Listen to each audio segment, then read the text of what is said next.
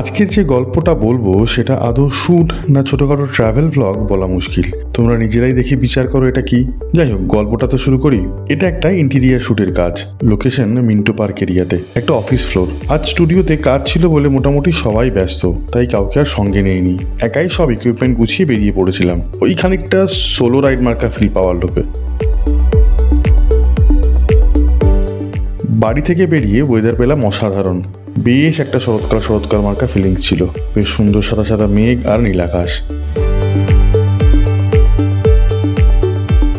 Time মতো পৌঁছিয়ে camera lens ট্রাইপডে সাজিয়ে শুরু হলো ছবি তোলা। ইন্টেরিয়ার শ্যুট অনেকভাবেই শ্যুট করা যায়, কিন্তু আমি সবসময় ন্যাচারাল লাইটেই পছন্দ করি। তাতে সঠিক আলোটা আমার মতে আন্দাজ করতে সুবিধে হয়। কিছু ছবি দিলাম, দেখেই বুঝতে পারবে।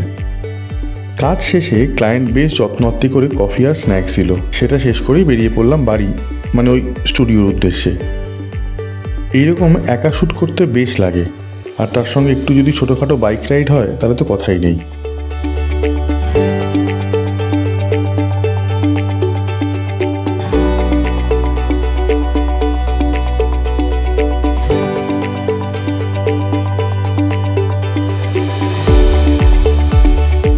ভিডিওর মাঝে কিছু ছবি দিয়েছিলাম, শেষে ফাইনাল ভিডিওটাও দিলাম। ইচ্ছে হলে পুরোটা দেখো, আশা করি ভালোই লাগবে।